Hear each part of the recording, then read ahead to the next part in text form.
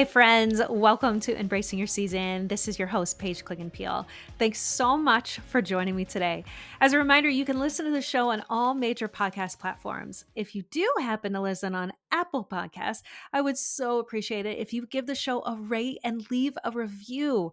That way, our show gets out there and reaches so many more people, which you obviously know is a great show, but we want others to know about it as well.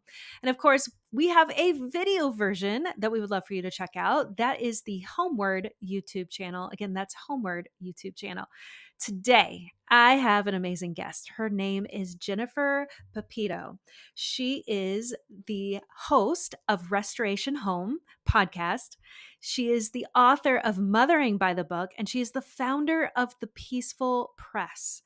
Jennifer is on mission to help moms overcome fear and live with the wonder and purpose. But today, our conversation is going to focus on her book called Habits for a Sacred Home. And friends, when we start this conversation, one of the first things she tells me is practicing these habits can save civilization. That's right, friends. The habits that Jennifer is speaking on today can save civilization. I definitely pointed out the fact that that's a terrifying statement. There's a lot of pressure in the statement, but she walks us through some of the practical things that we can start implementing in our homes to help our kids, help ourselves, and again, just practice the values that we know are biblically centered, but they ultimately can change our hearts, minds, and the world around us. So I want you to stay tuned to after my conversation with Jennifer because I have some takeaways I would love for you guys to listen to as well. So join me now for this conversation with Jennifer Pepito on this edition of Embracing Your Season. Jennifer, thanks so much for joining me today. I'm excited to have this conversation with you. I'm so excited to talk to you, Paige. This is such an honor. Thanks. So your book, Habits for a Sacred House, or your book, Habits for a Sacred Home. Tell me a little bit more about what makes a sacred home, because that's a concept that I'm not too familiar with. So I would love to learn more about it. Yeah, I love that question because I think sometimes moms get a little intimidated by that, idea of a sacred home. They're like, "Oh my It gosh, seems intense. yeah, Yeah. my kids are spilling milk on the floor and they cry at bedtime and it's not at all sacred. It's very chaotic, in fact. But sacred just means consecrated. And so as a believer, I look at my home and my family and everything we have as something that is consecrated to God. Like in him, we live and move and have our being. And so it's not this heavy burden. It's just more of an acknowledgement that my home is sacred. It is consecrated to God. And it is one of the tools in my wheelhouse for raising up my children for the Lord. So tell me a little bit more about why you're passionate to speak about a sacred home and leading others to create that environment in their own home life. Yeah, I think it's just a very hopeful message. We're in an election year and the news is crazy. And it's been crazy for a while, which is why I wrote the book. I was just looking at what was happening in the world and feeling very worried about the future and what kind of a world my kids were growing up into and what they would have to navigate. And during that time, I started reading about some of the saints of old, like Saint Benedict, Saint Patrick, the early monastic movement. And as I read, I saw this theme of how, in many ways, they saved civilization. There are a few books that kind of posit that the monks during the Dark Ages saved civilization by copying down the scriptures and keeping alive the old recipes and the folklore or whatever of ancient history, of the classics, even the Greek classics. They saved Western civilization. And as I looked at that concept, I thought, oh my gosh, like women who are intentionally raising their children, who are sitting around the table together as a family, who are looking their children in the eyes, who are taking a family walk in nature, who are reading books out loud and reading the Bible out loud with their children, who are praying together as a family, we are saving civilization. We are doing things that are countercultural, that are very productive for culture, that are going to, in so many ways, actually save our culture. When you have a strong family, when you have a strong foundation, you can build a country. But when you don't have a virtuous people, you will lose the freedom of a country. But still, civilizations who keep these practices rise from the ashes. Even looking at the Orthodox Jews, I mean, they've suffered oppression often in history, and yet they're still doing many of the same things they were doing 2,000 years ago. Okay, so I'll admit that when you say that I have the ability by practicing some of these things within my home to save civilization, I'm going into panic mode because I just had, a fight with my teenager, and I'm like, I'm not saving anybody in the world, And so there seems like there's this lot of pressure, but you discuss in your book some practices that we can start implementing to consecrate, to make our homes a sacred home. So tell us a little bit more about that because it's practical, right? It's doable. We can make this happen. Totally. And in the book, I highlight 9 different women who put these habits into practice because I think sometimes we need to see people in history who have done this. And it's not big things. It's just like, do I pray for my family? That's a way of saving civilization. Do I have a, do I try to be mindful of how much money I'm spending so that we can have some margin in our lives? That is saving civilization. Do we have some family time?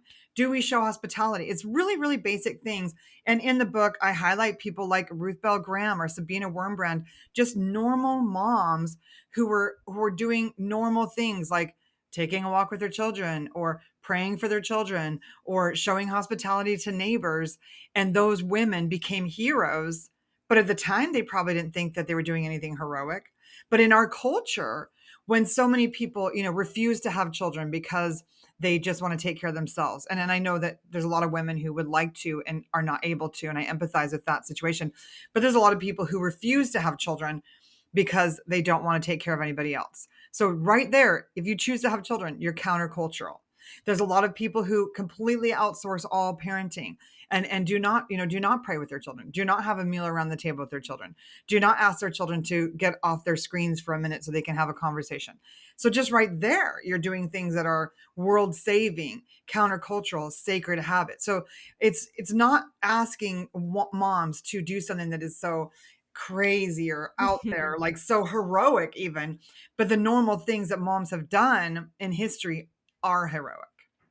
It's so interesting that you're talking about learning and having the modeling of people who have gone before us. Like mentorship is just such a huge part of the life that I live. I love to be mentored. And in fact, these conversations on this podcast are always like filling me up with different new practices, tools, or even just wisdom. And so your book, like you said, you highlight some of these women. And I feel there's so much value in learning how other people do it because my family of origin, we didn't do those things. So I'm coming in with a general idea that I do want to practice prayer with my kids, that I do want to take them to church every Sunday, that I do want to do the stewardship and a lot of those practices that you're referring to. But when you don't know how to implement that, you know it's right, but you don't know how to do it. That's where that modeling comes in, which I think is so helpful. But speak to maybe the marriages out there where the one of the partners, one of the spouses really wants to implement some of these practices, but the other spouse doesn't really know how to do it or maybe isn't fully on board. Can you speak to how can you encourage those people in these practices to continue to push through and practice them? Yeah, and that's such a good question because I've seen a lot of marriages fail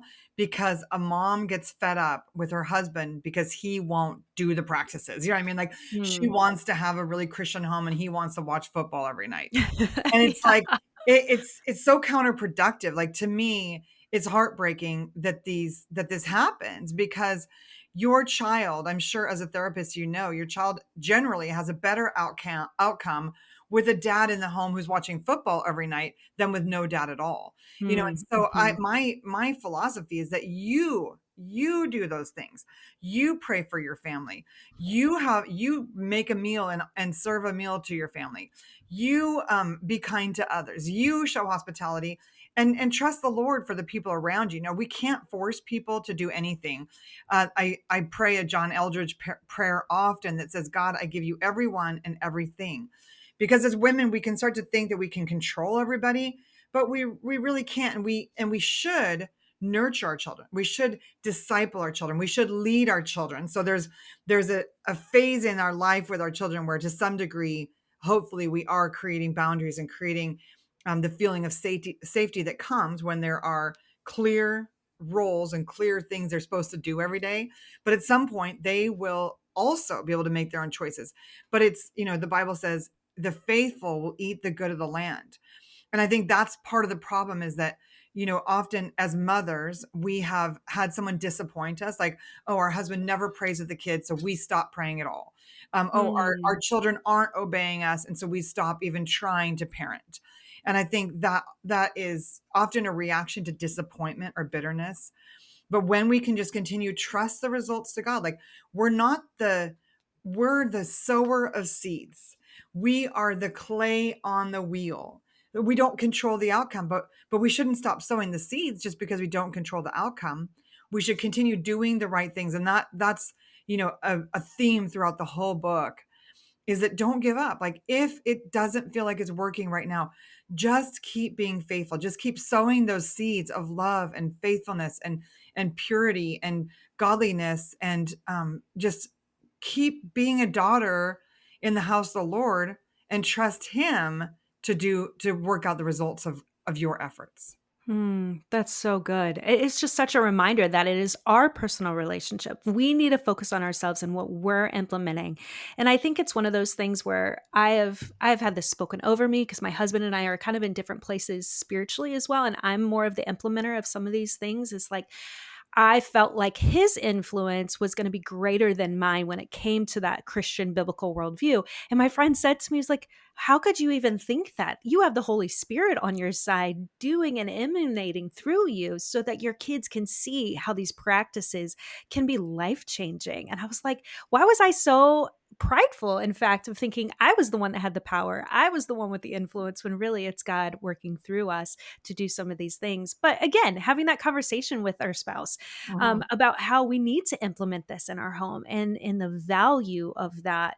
So, talking to some of our listeners about maybe some of these habits, what are some of the easiest ones they can start implementing in their home even today? Can you give us Yeah. some practical examples? Well, the first chapter is actually on the habit of work because I think the first step really is just embracing work as not being something that's victimizing us. I think often as moms, we're like always making jokes about, oh my gosh, it's so hard to mother. I'm just going to Netflix and chill for the rest of the week. Or, we sort of emphasize and highlight and make really big the work of motherhood. And in Edith Schaefer's book, Edith Schaefer is the person that I highlight in the chapter on work. She had a lot on her plate. She was hosting people, she was raising 4 children. She had a lot of work to do, but she looked at work as this opportunity to be creative. So she didn't look at it as like, "Oh, I'm being victimized by having to take care of my children." She looked at it as an opportunity to be an artist.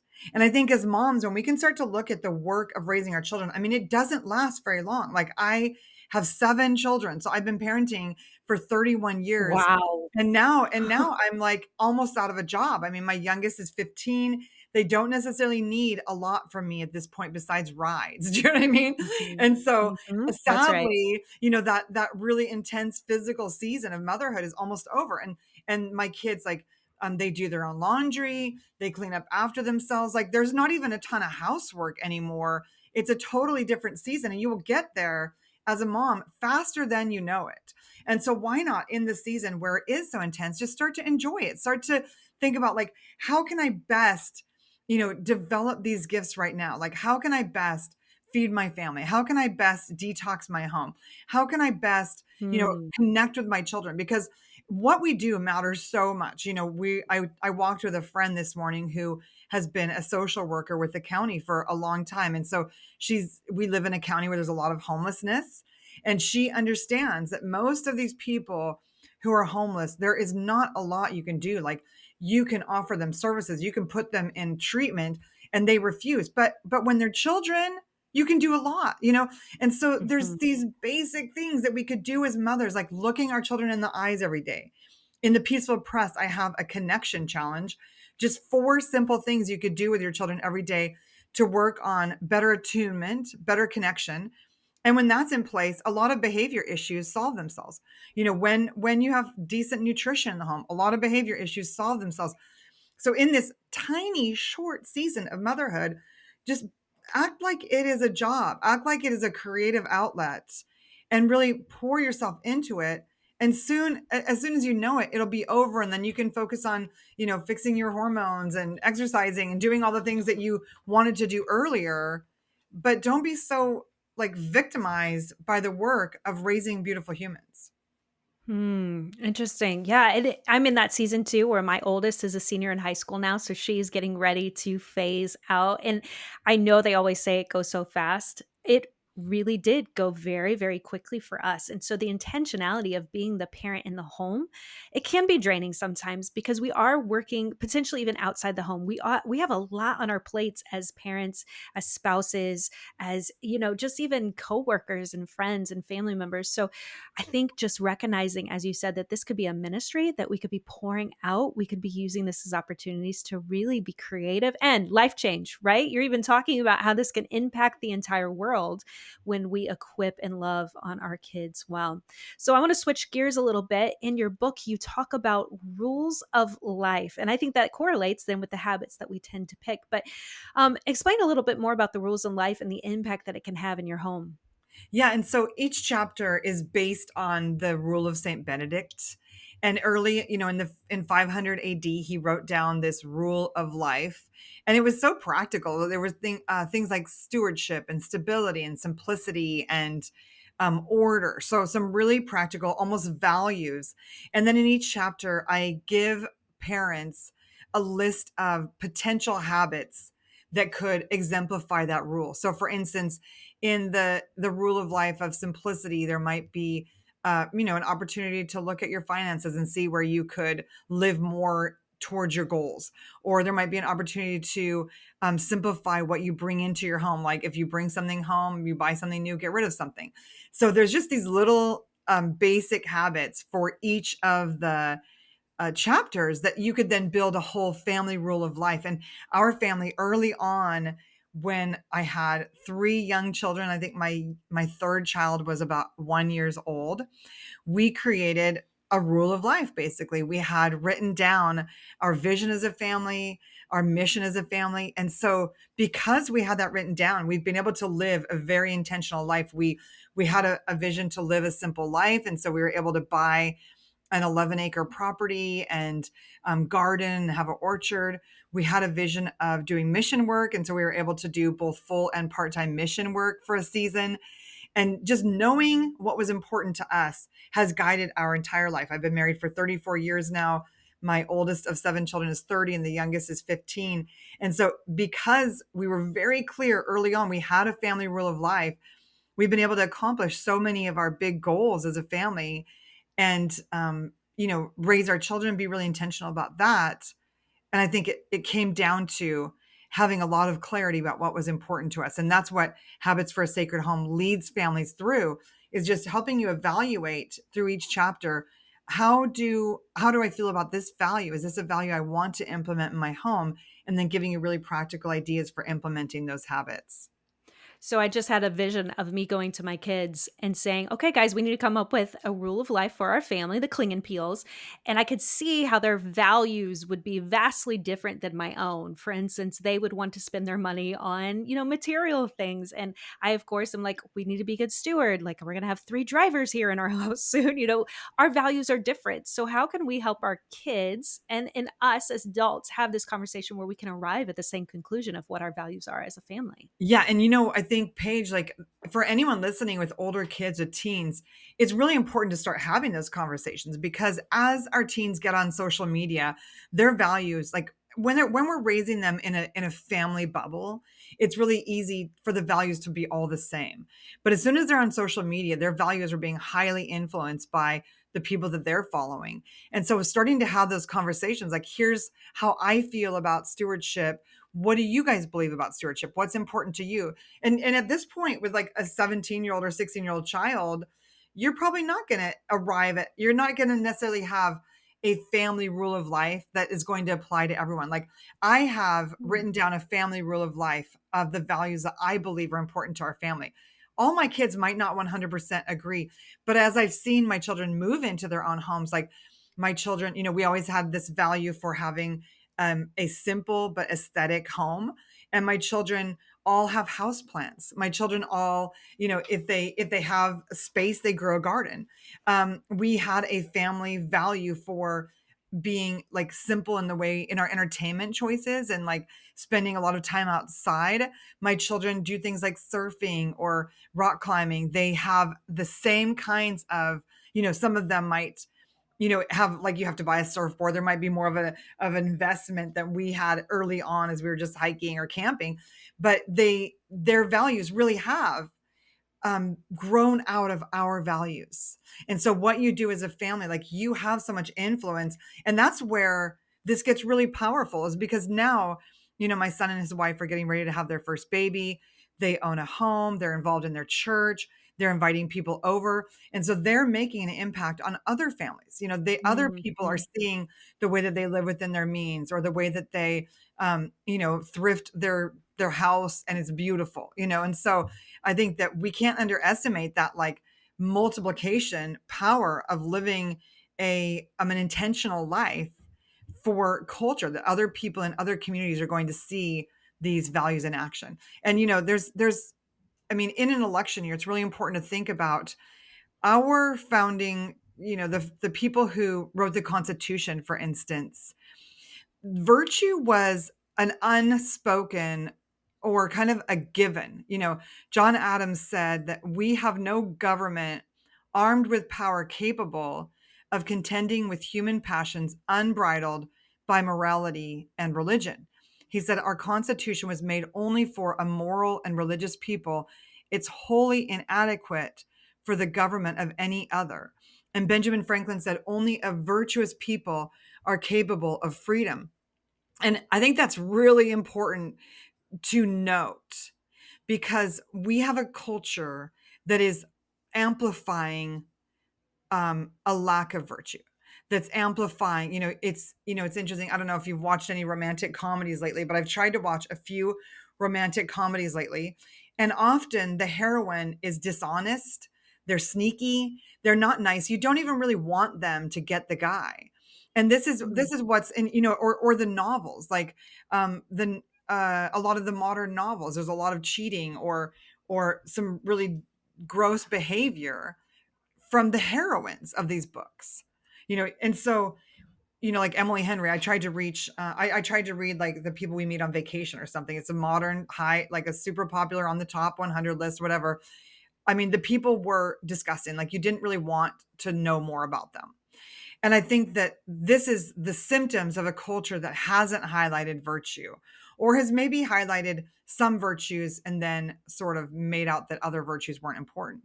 And so I think it's really important that as families, as parents, we realize, well, I mean, we don't even have a chance to maintain a free society if we're not passing on some values to our children. So there is a imperative in a sense to teach our children what is true. And the Bible says Deuteronomy 6, teach these things to your children as you rise up, as you lay down. So there's a blessing to families where you institute or teach values to your children. So it makes me think of those that maybe aren't intentional of teaching some of these habits and practices within their homes because what people don't recognize is that they are being discipled, quote unquote. We use that word as there's a teacher and we learn from that teacher, we watch their modeling, but we're all being discipled. It just depends on where is your discipling come from. And you're indicating that if we aren't doing it at home, our kids are getting it from the world around us, whether it's social media or it's peers or, and they go out in the world and their coworkers and their neighbors and so forth. So the power of having these conversations within your home then creates the ultimate change where they hopefully, as you indicated, can go out into the as an adult and start doing these things. But speak to maybe a young child, as you're trying to teach them what values do you want to practice, what are the biblical values that we want to implement in our home, but they're different, we don't know how to explain them, or their hearts are pretty stubborn and it's just strong-willed. Do we allow them to continue to practice that value that they deem important, or do we continue to educate them, help them grow into maybe more the biblical worldview? Like, how do you address that? Yeah, I mean, we're set up to be guides, and it's interesting because one of my favorite parenting books is called Simplicity Parenting. And it's not a Christian book, but he emphasizes in there the importance of boundaries for young children. Like young Mm. children feel safer when there are boundaries. And so like if your child is tantruming, you might not be able to teach much in that moment, but if you aren't like teaching them to be kind to others, and teaching them to be loving, and teaching them to be patient. Like, these are things that we can teach partly through our own modeling. And this is, honestly, this is where it is important to be spending time with your children, because Yeah. a paid caregiver cannot teach those virtues. A paid caregiver just has to keep the peace. And I know that there's exceptions to this, especially probably when you have a family member who's doing the care. But it's like a paid caregiver cannot hardly discipline a child. And I'm not talking about physical discipline. I'm saying like a paid caregiver has to just keep the child happy. They have to basically pacify the child. But when you're in a group situation, like for instance, you're in a situation where children are together in a setting, and they're with another person, like even in a preschool setting or with siblings, then if one child's being mean to another child, you have to set up some kind of a boundary or some kind of a rule about that. You have to pass on a value, because it's not okay for one child to be rude to another one. But there are so many situations where it's a paid caregiver, and they just about have to only pacify the children, as opposed to actually teaching values. Or one of the ways that in my restoration home group, we talk a lot about modeling. Like, okay, if a child is being mean to another child or hitting a child, first of all, how are you connecting to that child? Because if they're misbehaving, it's often because you haven't spent enough time connecting to that child. But then secondly, we have them model, like redo the action. Okay, you weren't kind, so this is how you be kind. Do a puppet show, have them practice it over. But all of this takes time. And so first of all, having caregivers who will teach virtue to your children, but also as a parent, being willing to invest some time. Like, if you come home from work, if you're a working mom and you come home from work and just let your kids be on an iPad all night, you're not really passing on any values or virtues. And it's going to be hard to have, to raise up a virtuous people and have restoration and culture if we don't pass on any values to our children. Wow. What a great testament to just the power of intentionality with our kids. And I know that there's some mamas out there that have to work in order to pay their bills. But as you said, making sure we're choosing wisely of who is influencing our kids, being intentional with passing on values so that our kids can at least get some of that. And then when we're home with them, then we're able to be intentional. I love the whole like the iPad babysitter thing. Like there is a time and place for that. There is an opportunity where you are cooking dinner or folding laundry where your child needs to be distracted so they're not getting into things. But majority of the time, let's spend time with our kids and really modeling for them the love that we have for them and the love Jesus has for them. So, Jennifer, I would love for people to find your information. Where can they find your book, as well as you have a podcast, all the resources? Where can they find them? Well, thanks for asking, Paige. If you go to habitsforasacredhome.com and put in your order number there, I actually have a free gift of a workshop on kind of working on your family rule of life, or working on a family vision statement. So that's at habitsforasacredhome.com. And then my podcast is Restoration Home Podcast. And if you're looking for some homeschool curriculum, or even just resources to supplement what you're doing in the evenings, or kind of create some connection in your family, my peacefulpress.shop site has amazing holiday and Bible resources and awesome homeschool curriculum. Love it. That's so great. Well, friends, you could definitely take a moment and check that out. Now, we would love for you to find Jennifer and all her resources. As she stated, this is world changing stuff, guys. This gets to change the next generation, and that's ultimately what we want. So, Jennifer, thanks so much for joining me today. This has been a really encouraging conversation. Oh, thanks for having me, Paige. What an honor to chat with you today. So, friends, what did you think of that conversation? Right? Not as scary as you first thought when I mentioned at the front end of the show that these habits are going to save civilization. Obviously, some of the values that we practice at home, we may not even realize that we are modeling them for our kids, but the power and impact when we talk to our kids about what habits we practice, about the values of stewardship, of prayer, of being intentional with our time for one another and loving each other well, how that truly can change our hearts, our minds, as well as the world around us. So, some of the takeaways that I have today is one, We model this even for our spouses. So I mentioned a little bit about my own husband and I, how we kind of come from different places spiritually. He loves the fact that we implement a biblical worldview in our home, but he's not always the initiator of those conversations. So what I get to do with him is we get to discuss them together as well as implement them together. And even if maybe he has a curiosity of why do we practice stewardship or why do we practice prayer before dinner, for instance, he recognizes the power and the value of that. Now, for those out there that maybe you've tried to have these conversations with your spouse and maybe it didn't go the same positive way, I want you to keep in mind and have encouragement that your modeling for the kids is just as important, that you can still do those things with your children, even if your spouse is not on board. So stay encouraged that your modeling is still having a great impact, not only on your kids, potentially on your spouse as well. So keep practicing these habits. And that leads me to the next one, which is the rules of life. How many people out there have a rule of life for your family? I've heard this saying quite a few years actually. We talk about it in some of my counseling sessions because it provides structure, it provides some goals, it provides just an innate direction in how we make choices in our household. But I have to be honest, I'm not necessarily consistent with the rules of life in our own home. We have practices like be kind to one another. We talk about church is important for us. But then life hits, right? We have soccer or we have vacation with our family. We have things that pop up that sometimes deviate from our rules of life. So I think it's so important to, if you haven't established rules of life, to maybe start walking through that now. And if you do have them, reassess, is that still applicable to our family life today? And if it is, make a priority of those things. For those that maybe are questioning what kind of rules of life, where do we even start? I love these guidelines, these categories. You can start with what is your rules for life when it comes to your relationship with God? Do you value prayer? Do you value attending church? What about a small group community? Maybe your kids can attend VBS or youth group. Where is your priority? Where do you want your kids, your life to implement your values when it comes to your relationship with God? The next one is personal life and health. So, are you valuing your health choices? Maybe exercise, maybe it's eating. What about your sleep? What about maybe your alcohol intake?